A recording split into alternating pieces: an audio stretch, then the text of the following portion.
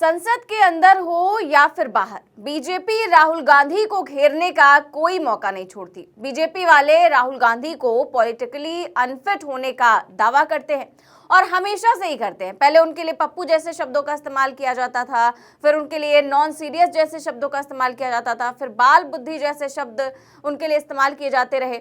बस इसीलिए क्योंकि राहुल गांधी वो सवाल उठाते हैं जो इस देश के लिए जरूरी हैं और बीजेपी को परेशान करते हैं।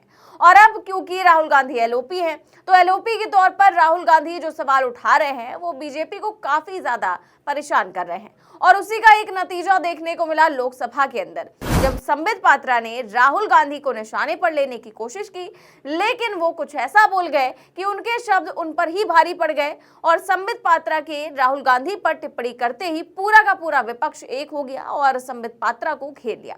बात इतनी बढ़ गई कि उनको माफी मांगनी पड़ गई। जी हाँ, तो संबित पात्रा ने माफी मांगते हुए क्या कहा, आगे आपको बताएंगे।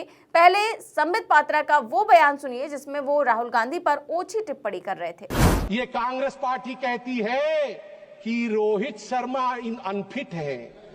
रोहित शर्मा अनफिट नहीं है, राहुल गांधी अनफिट है। और मैं बता दूं, नरेंद्र मोदी जी के कप्तानी में ही आप देखिएगा भारत विश्व का चैंपियनशिप ट्रॉफी जीतेगी। भारत माता की जय, जय जगन्नाथ। संबित पात्रा ने कांग्रेस पार्टी का यहाँ पर नाम लिया, जबकि कांग्रेस पार्टी ने रोहित शर्मा पर टिप्पणी की ही नहीं थी। कांग्रेस पार्टी के एक प्रवक्ता है शमा मोहम्मद, उन्होंने रोहित शर्मा के मोटापे पर टिप्पणी की थी और कांग्रेस ने इस बयान से तुरंत किनारा कर लिया था। और शमा मोहम्मद ने भी बार बार कहा था कि ये उनका व्यक्तिगत बयान है, इससे कांग्रेस का कोई लेना देना नहीं है। लेकिन उस पर इतना बवाल किया गया, न्यूज चैनल्स ने दिन रात इस पर प्रोग्राम किए, डिबेट किए, पूरे 2 दिन बवाल मचा कर रखा। और शमा मोहम्मद ये बोलती रही कि ये मेरा व्यक्तिगत बयान है, पार्टी का इससे कोई लेना देना नहीं है। लेकिन संबित पात्रा ने जो संसद में बात बोली वो ये कहा कि कांग्रेस पार्टी को रोहित शर्मा से दिक्कत है। यहाँ पर संबित पात्रा ने न केवल मिसकोट किया बल्कि बेमतलब में इस मामले में राहुल गांधी को घसीटा, जिसके बाद विपक्ष के जो सांसद थे वो खड़े हो गए और उन्होंने इसका विरोध किया और फिर कुछ देर के लिए संसद बाधित हो गई और संसद की कार्रवाई स्थगित करनी पड़ी।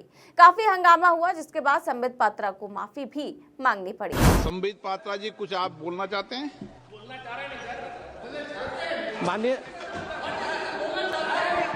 माननीय सभापति जी, ऐसे मैं बोलना चाहता हूं। बात मत किया करो। नो,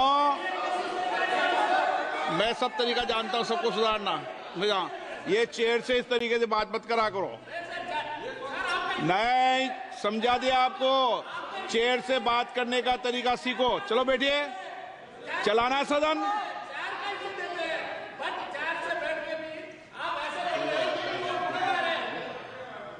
माननीय सभापति जी, मैं अपने विषय को रखना चाहता हूं। धन्यवाद माननीय सभापति जी, आपने मुझे यहां कहने का मौका दिया। सभापति महोदय, मैं भी आज सुबह से बैठ करके सप्लीमेंट्री डिमांड्स फॉर ग्रांट्स और मणिपुर के बजट के ऊपर सुन रहा हूं। ये हमारा धर्म है, कर्तव्य है, सुनना चाहिए। माननीय प्रधानमंत्री के लिए जिस प्रकार के शब्दों का प्रयोग आज ही नहीं, कई बार इससे पहले भी हो चुका है, वो छुपी नहीं है सदन से। प्रधानमंत्री जी को बोलने भी नहीं दिया जाता है, यह सब हमें भी आहत पहुंचाती है।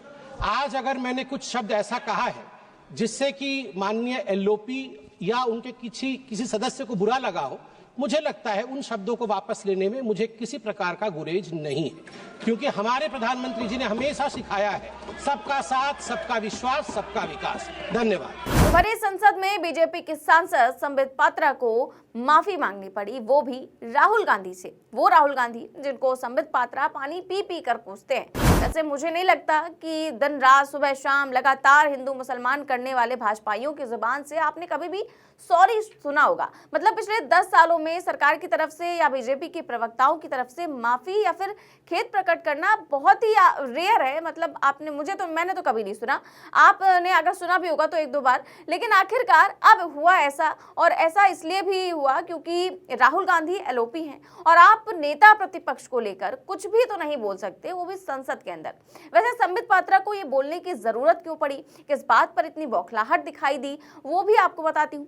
दरअसल अभी 2 दिन पहले की की बात है जिस दिन संसद से बजट सत्र के दूसरे चरण की शुरुआत हुई थी, तब टीएमसी के एक सांसद बोल रहे थे और पश्चिम बंगाल में जैसा कि ममता बनर्जी लगातार वोटर लिस्ट में गड़बड़ी का मुद्दा उठा रही हैं और पश्चिम बंगाल के सांसदों की भी यही मांग है कि संसद में भी ये मुद्दा उठाया जाए, तो पश्चिम बंगाल के सांसद वोटर लिस्ट में गड़बड़ी की बात कर रहे थे।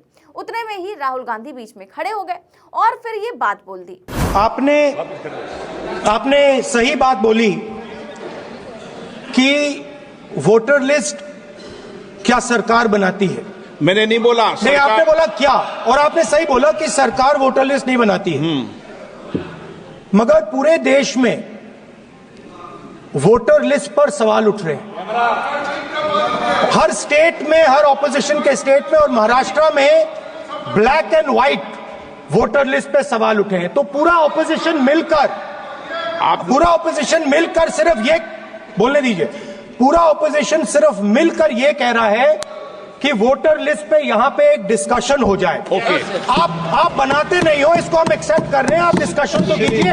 तो राहुल गांधी को इस मुद्दे पर बोलना नहीं था, लेकिन उन्होंने ये बात इसलिए बोली क्योंकि तृणमूल कांग्रेस के सांसद इस बात को लेकर अपनी बात रख रहे थे और उस बात का जवाब देते हुए ओम बिरला ने कह दिया कि सरकार तो वोटर लिस्ट नहीं बनाती।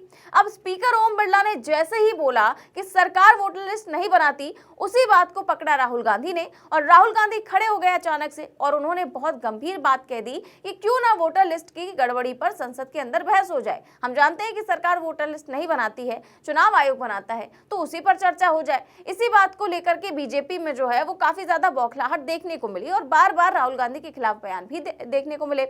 लेकिन यहाँ पर संबित पात्रा ने क्योंकि संसद के अंदर बोलना था, तो फिर भाई सांसदों ने हंगामा कर दिया, विपक्षी सांसद इंडिया गठबंधन एक हो गया और फिर उसके बाद संबित पात्रा को आखिरकार माफी मांगनी पड़ी।